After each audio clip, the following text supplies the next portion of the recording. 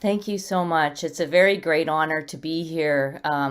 Kerala is internationally known for its work on cooperatives and social solidarity economies. And as an example, I often use and have students read about cooperatives in India and particularly in Kerala. So it's a really a huge honor to be here. And I thank Dr. Christabel and the honorable and the dignitaries here as part of the conference and the other participants.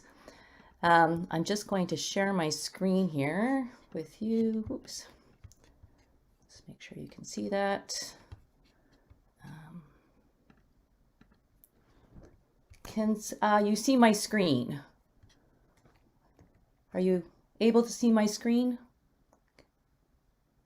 Dr. Christabel or anybody? Yes, ma'am. Yeah. Yes. Okay. Wonderful. Yes.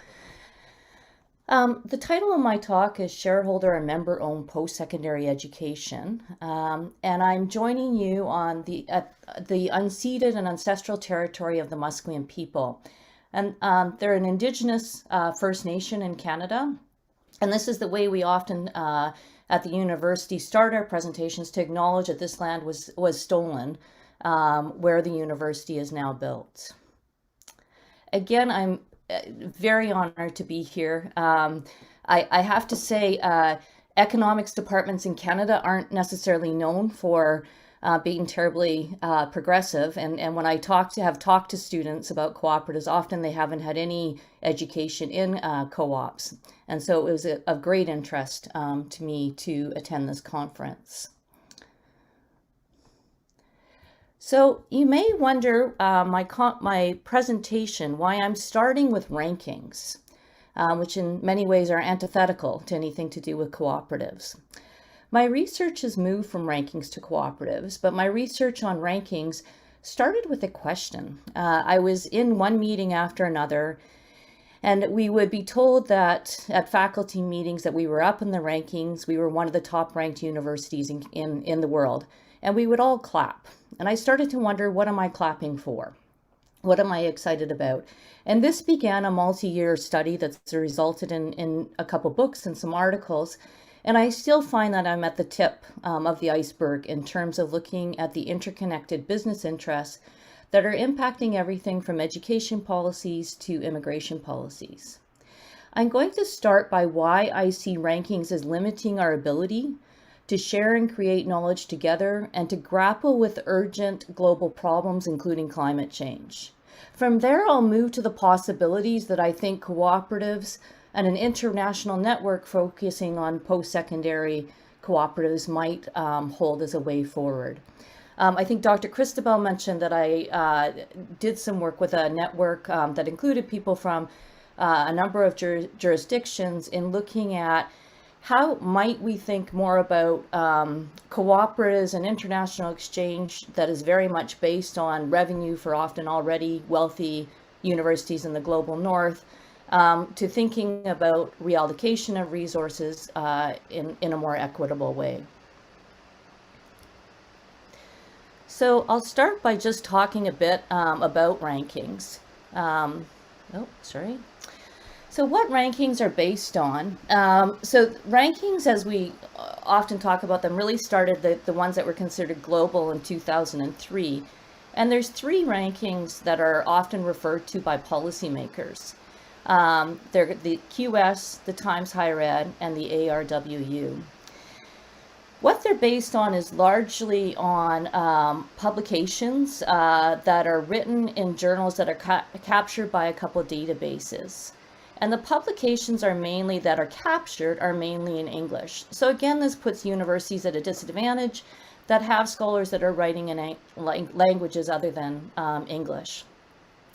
Many argue that it's led to publish often or perish mentality that's increasing academic misconduct and plagiarism, because the pressure is so huge to publish constantly.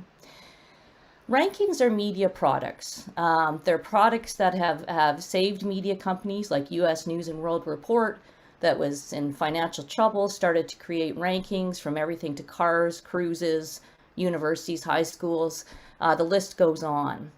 They influence government policy. They influence international student recruitment. as well as industry funding and philanthropic funding. The publications that are captured are often ones that are seen as having high impact factors. And again, most of those are in English. And they're owned by publishing oligarchies like Elsevier, which also owns the citation database that's used to determine if a university is research productive. Rankings are based on students as consumers, high-paying international students. If you look at some of the universities, particularly in Australia, but also increasingly in Canada, that are in financial trouble because they're so reliant on international students, particularly from China and increasingly from India. Rankings focus a lot on money-making fields, so there's a marginalization of the social sciences and humanities. So what that means is that you might have an MIT or a Caltech that's really high in the rankings, but a really well-respected university focusing on humanities or social sciences wouldn't have that opportunity. So the problem with this to me is that you have a university that's considered great in every area and an area that specializes in the social sciences that might not be seen as good. A funny story I have about this was there was a study done and people were asked, now what do you think is the best law school? And one of the choices was Princeton Law School. Many people chose Princeton Law School. The only problem is Princeton doesn't have a law school. And so here again, we look at the focus on reputation. When I give presentations and I ask, what is the best university in the world? I'm often told Harvard is. And I was giving actually a presentation at a university in Mumbai at SNDT and asked about this and said, what's that based on? And someone said, well, if it was based on equity, then we might be high ranked and Harvard not so much. So again, Harvard and the top ranked universities are based that they have a high degree of wealth. And most of their students, a disproportionate number of them, come from upper class families. Success is also, I mean, universities that are wealthy. If you look at, for example, MIT, they take money from the Koch brothers. The Koch brothers have influenced hiring in terms of, with a focus on hiring people that deny climate change. When you look at universities that start to get focused on rankings, they get more focused on visibility. So I did a study actually looking at a university in Sweden that gives out the Nobel Prizes in medicine, the Karolinska. And they hired somebody named Paolo Macchiarini, who said he had created an artificial trachea. In fact, he had not created a successful artificial trachea. His patients died. And what's shocking about this story in many ways is the Karolinska Institute leadership was warned about him, but he had such high media visibility that in a report later on after the death of patients and a media expose, the report found that the leadership actually ignored much of the concerns expressed because of his celebrity status. So again, how reputation and this focus on reputation can actually lead to some real problems in terms of academic misconduct. So rankings are also based very much on technological utopianism in many ways. And if we look at rankings and their interconnected business interests, they're very much connected to the student recruitment industry and to student mobility, and also sort of the sense that they're creating information for students, they're creating these tools for students, tools that actually are advertising other products, but the sense that through the internet, students can make good choices. And I was really struck here by Dr. Kuhaman's comments about technology in K-12, and I see this as very relevant, to also looking at higher ed. And he talks about how distributing smartphones and laptops to children in this context is like treating the symptom rather than the disease. The lasting solution would be to take an all-encompassing policy decision. Paradoxically, those who need a change cannot bring it about, and those who cannot do not want it. Going behind the facade of the digital divide enables us to unravel the real dynamics. I think this is really important when we talk about things like student mobility. The real issue is it is only students that can afford that kind of mobility. And so talking about, for example, massive online courses as a way that students can be more mobile, take certificates, and then go to top-ranked schools. It's a very rare occurrence if that happens, because the issue is much more than merely technology.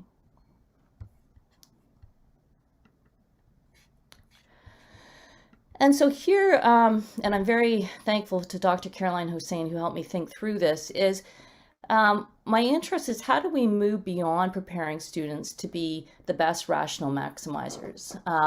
How do we think about the collusion of business and university elites, and thinking about how it's problematic for the quality of knowledge universities produce and the education of their students, and how they engage urgent problems on in terms of facing the planet. And this requires us to really look at what's absent in rankings.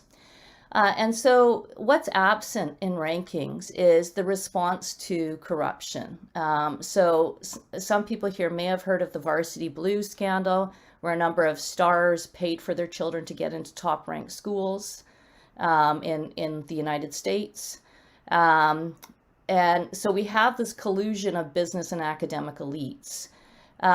And my concern with this is that you then have this sort of sense that this is the model that the rest of the world should follow, right? That we should all be more like top-ranked institutions, without looking at what makes top-ranked institutions top-ranked and what are the values behind them.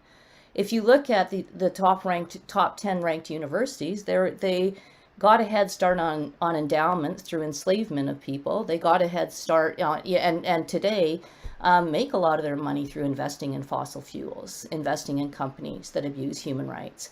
And so I think that to talk about equity, to talk about social justice, requires looking at the problem. And so for example, in North America, there's been much attention to Black Lives Matter, to anti-racism, but that hasn't come with structural change. It hasn't come with saying, what are the structures that maintain privilege, that keep people out?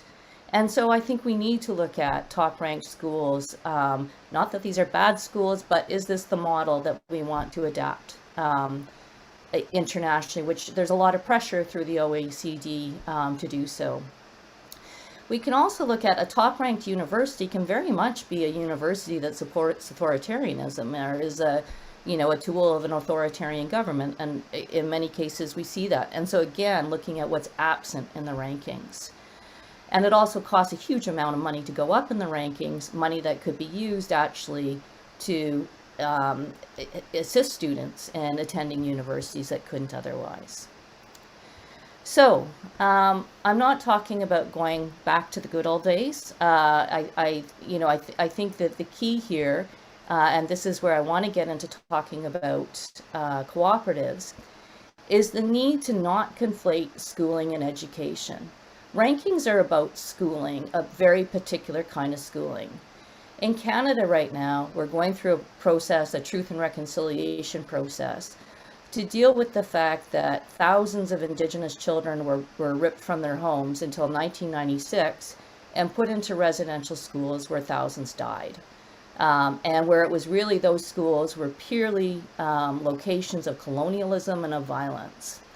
And so part of my interest here is, how do we think about cooperatives in terms of providing the hope for an education that addresses the global crises we're in, that's not about perpetuating the myth of autonomy as Martha Feynman talks about it. It's not about only the achievement of the individual student at the expense of others, but is instead teaching students, providing opportunities, living opportunities to learn to live, to work, and to learn together cooperatively, and to understand that they're part of an interdependent world.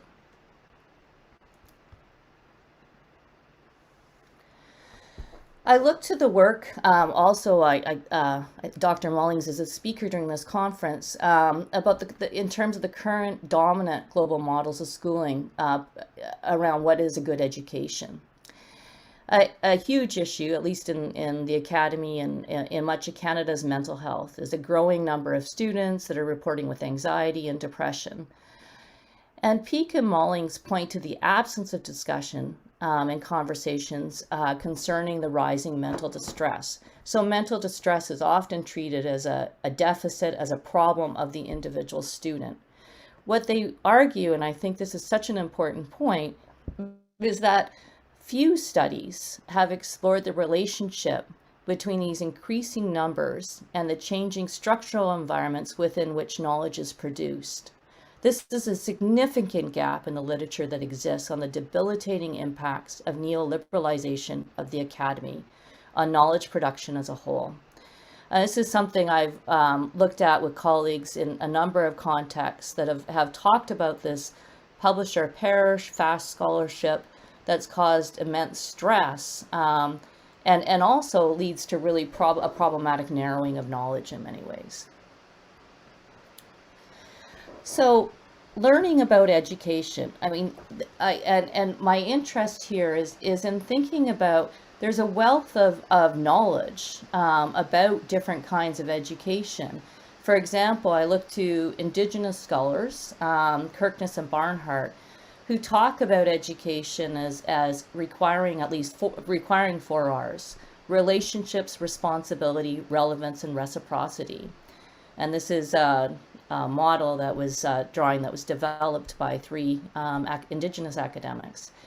And so to think about what would it mean to think about an education system where schools are not in competition with each other, but are thinking of themselves as a system, and a system that involves community. And how does that system think from the micro level to the global level?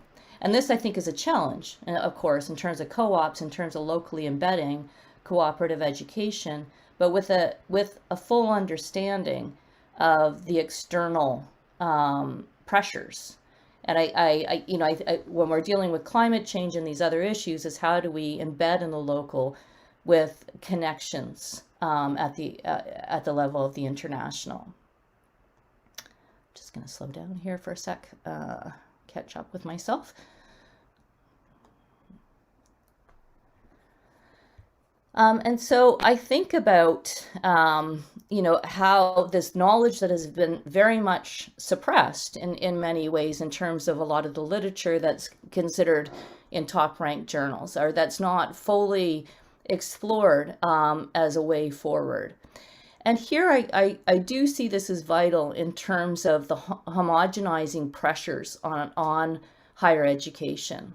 That we see this sort of global governance model of education that's very much based in capitalism. It's very much based in rankings.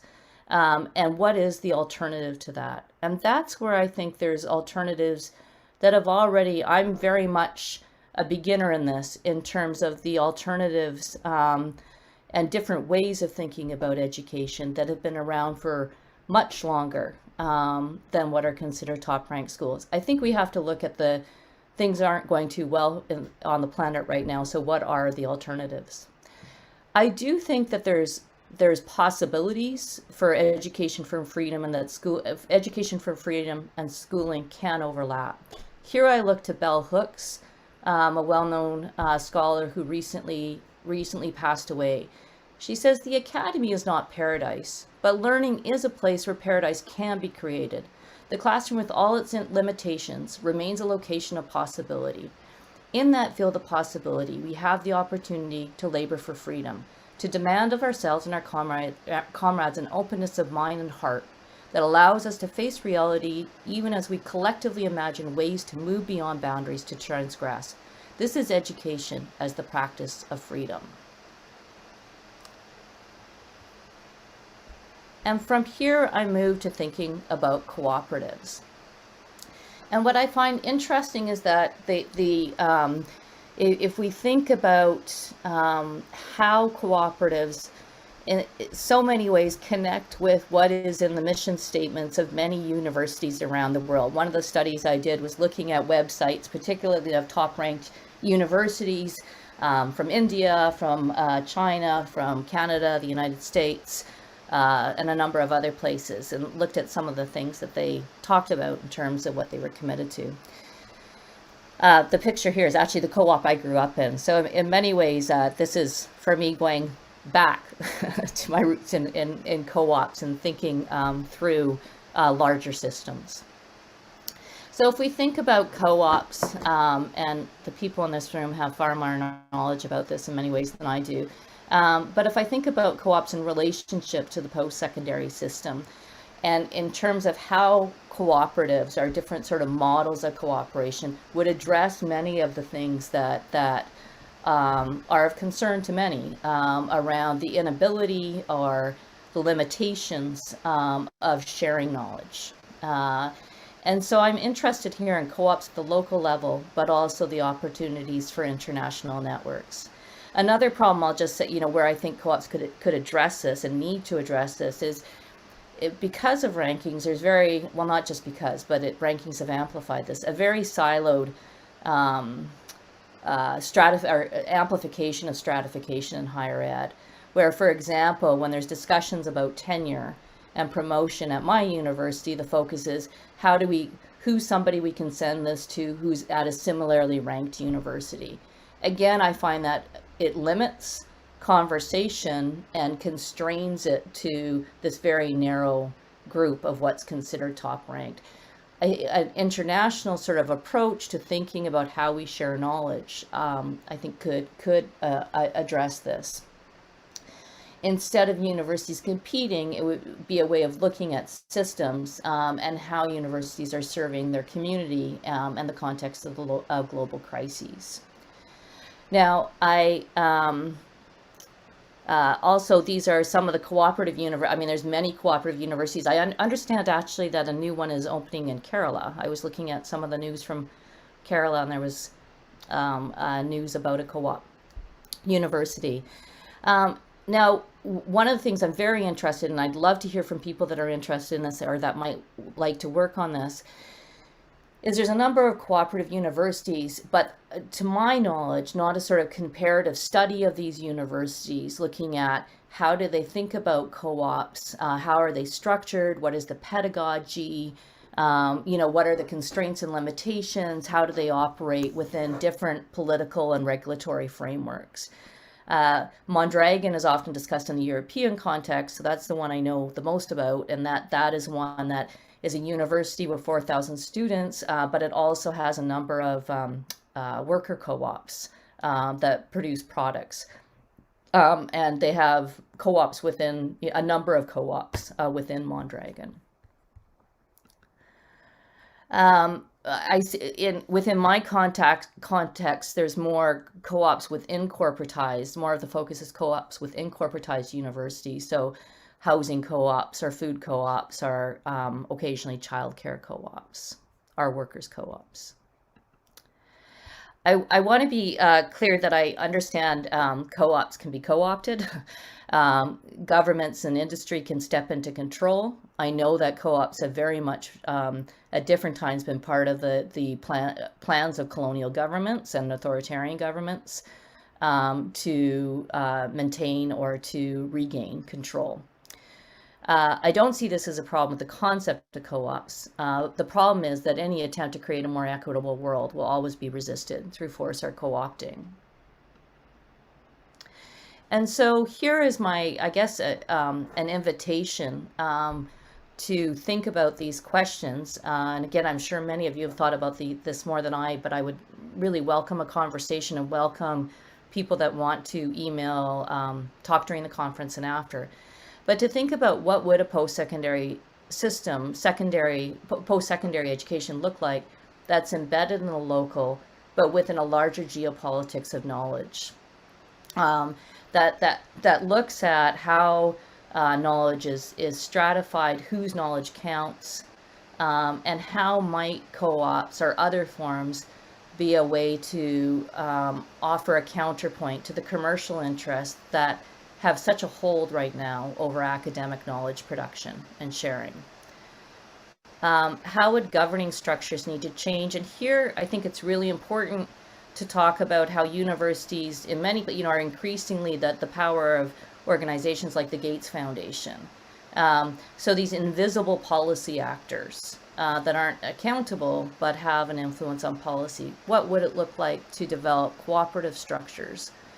What can be gleaned from other sectors? Is it possible to be grounded in the local and connected to the global? And this is where I'm very interested in again, this is Dr. Hossein that assisted me here with the concept of moving from a shareholder model of post-secondary education to more of a member model that is inclusive of staff, students, and the larger community. I really, I think that there's been a lot of amazing work, and some of the work that I've been introduced to, particularly theorizing from the Global South, from Dalit, Indigenous, Black, and racialized scholars and activists. I look to the work of Dr. Christabel Amori and Dr. Hossein, the collective, the Miami Institute for Social Sciences. What I find so inspiring about their work is that it's clearly based in an anti-capitalist framework, and it's clearly based in an acknowledgement of colonialism, imperialism, and the need to think about resources and structures and not shy away from those conversations, and to look at how we go about thinking about those sorts of changing the way that research is funded and changing the way that education is funded. And with that, I think I would like to, of course, thank very much the University of Kerala for putting on this amazing conference, for Dr. Christabel and to Dr. Caroline Hossein for all her help, and to